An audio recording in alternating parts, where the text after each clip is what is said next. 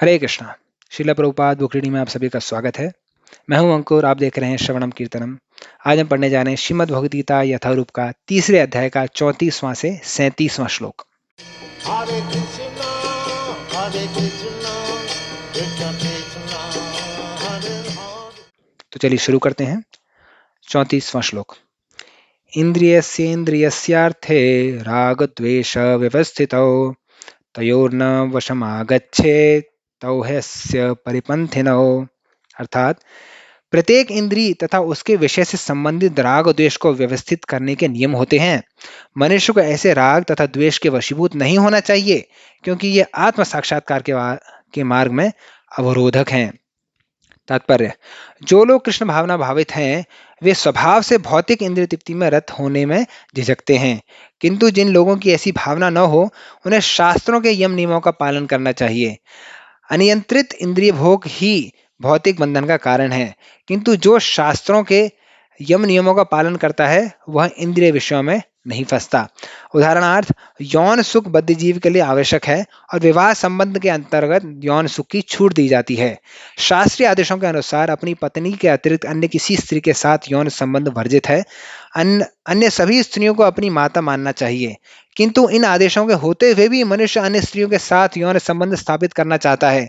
इन प्रवृत्तियों को दमित करना होगा, अन्यथा वे आत्म साक्षात्कार के मार्ग में बाधक होंगी। जब तक यह भौतिक शरीर रहता है, तब तक शरीर की आवश्यकताओं को यम नियमों के अंतर्गत पूर्ण करने की छूट दी जाती है, किंतु फिर भी हमें ऐसी छूटों के नियंत्रण पर विश्वास नहीं करना चाहिए। मनुष्य को अनासक्त रहकर इन यम नियमों का पालन करना होता है, क्योंकि नियमों के अंतर्गत इंद्रिय तृप्ति का अभ्यास भी उसे पथभ्रष्ट कर सकता है। जिस प्रकार के राजमार्ग तक में दुर्घटना की संभावना बनी रहती है, भले ही उन मार्गों की कितनी ही सावधानी से देखभाल क्यों न की जाए, किंतु इसकी कोई गारंटी नहीं दे सकता कि सबसे सुरक्षित मार्ग पर भी कोई खतरा नहीं होगा। भौतिक संगति के कारण अत्यंत दीर्घ काल से इंद्रिय सुख की भावना कार्य करती रही है, अतः नियमित इंद्रिय भोग के बावजूद भी च्युत होने की हर संभावना बनी रहती है। अतः सभी प्रकार से नियमित इंद्रिय भोग के लिए किसी भी आसक्ति से बचना चाहिए। लेकिन कृष्ण भावनामृत ऐसा है कि इसके प्रति आसक्ति से या सदैव कृष्ण की प्रेमा भक्ति में कार्य करते रहने से सभी प्रकार के इंद्रिय कार्यों से विरक्त हो जाती है। अतः मनुष्य को चाहिए कि वह किसी भी अवस्था में कृष्ण भावनामृत से विरक्त होने की चेष्टा न करे।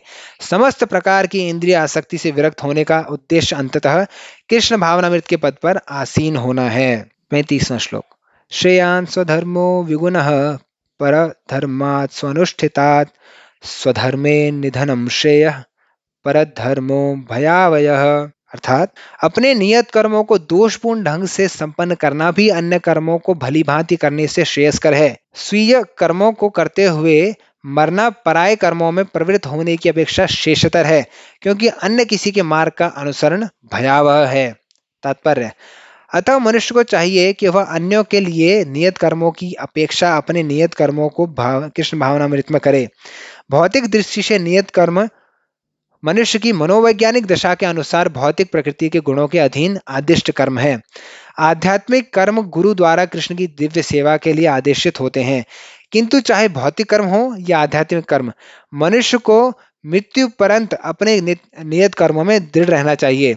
अन्य के निर्धारित कर्मों का अनुकरण नहीं करना चाहिए।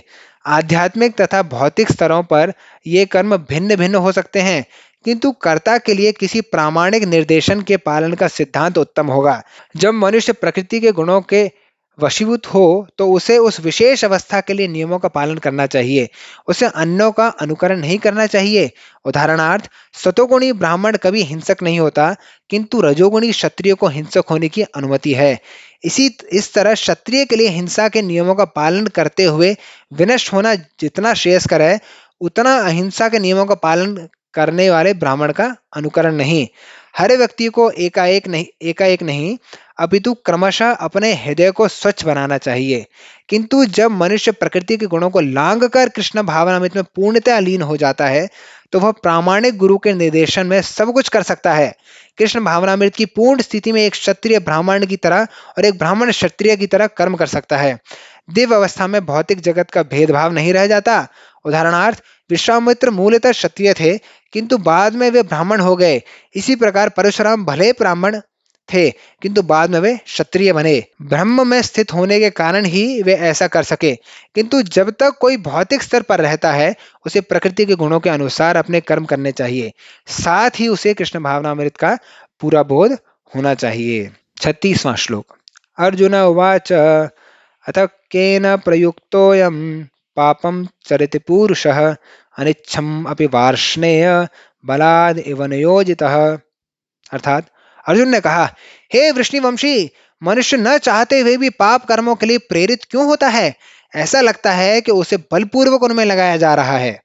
तात्पर्य, जीवात्मा परमेश्वर का अंश होने के कारण मूलतः आध्यात्मिक, शुद्ध एवं समस्त भौतिक कल्मशों से मुक्त रहता है।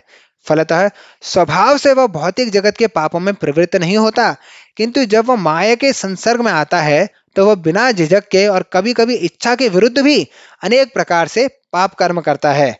अतः कृष्ण से अर्जुन का प्रश्न अत्यंत प्रत्याशापूर्ण है कि जीवों की प्रकृति विकृति क्यों हो जाती है। यद्यपि कभी कभी जीव कोई पाप करना नहीं चाहता, किंतु उसे ऐसा करने के लिए बाध्य होना पड़ता है।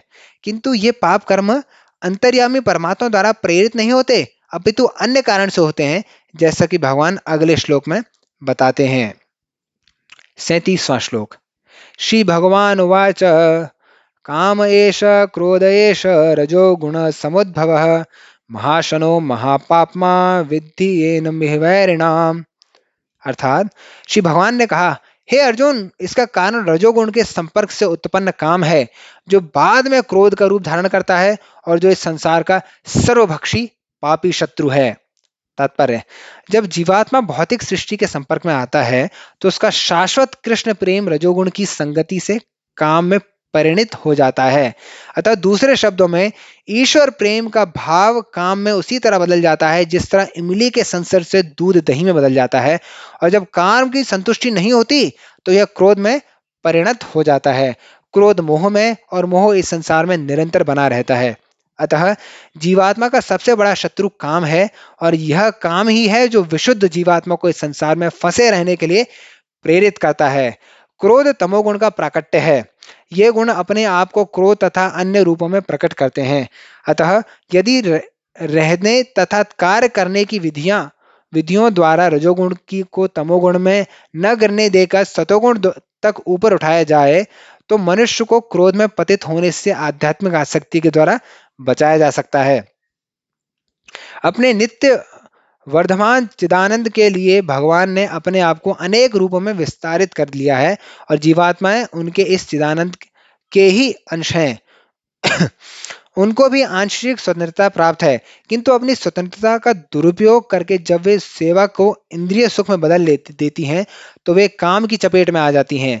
भगवान ने सृष्टि की रचना जीवात्माओं के लिए इन कामपूर्ण रुचियों की पूर्ति हेतु सुविधा प्रदान करने के निमित्त की, और जब जीवात्माएं दीर्घ काल तक काम कर्मों में फंसे रहने के कारण पूर्णतः उब जाती हैं तो वे अपना वास्तविक स्वरूप जानने के लिए जिज्ञासा करने लगती हैं। यही जिज्ञासा वेदांत सूत्र का प्रारंभ है, जिसमें यह कहा गया है, अथातो ब्रह्म जिज्ञासा। मनुष्य को परम तत्व की जिज्ञासा करनी चाहिए। इस तरह परम तत्व की परिभाषा श्रीमद् भागवत में इस प्रकार दी गई है, जन्माद्यस्य यतः अन्वदादिरश्, सारी वस्तुओं का उद्गम परब्रह्म है।